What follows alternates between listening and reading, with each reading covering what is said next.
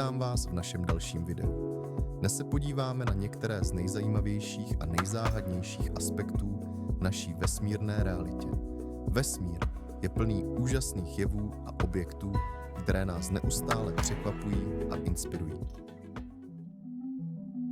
Černé díry jsou jednou z nejzajímavějších a nejzáhadnějších oblastí ve vesmíru.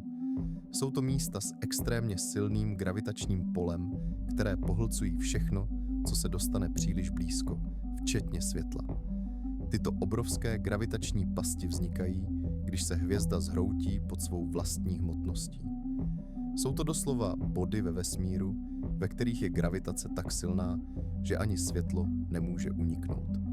Zatímco jsou černé díry fascinující, jsou také záhadné, protože nám odhalují hranice našeho současného poznání o vesmíru. Exoplanety jsou planety mimo naši sluneční soustavu, které obíhají kolem jiných hvězd. Objev exoplanet je jedním z nejvýznamnějších objevů v astronomii, protože nám umožňuje lepší porozumění tomu, jak jsou běžné planety ve vesmíru. Díky různým metodám pozorování, jako je tranzitní metoda nebo metoda Dopplerova posuvu, jsme objevili tisíce exoplanet různých velikostí, složení a oběžných drah.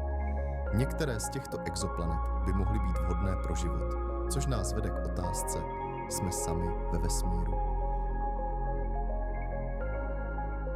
Děkujeme vám, že jste se s námi podívali na naše video 2 zajímavé fakty o vesmíru.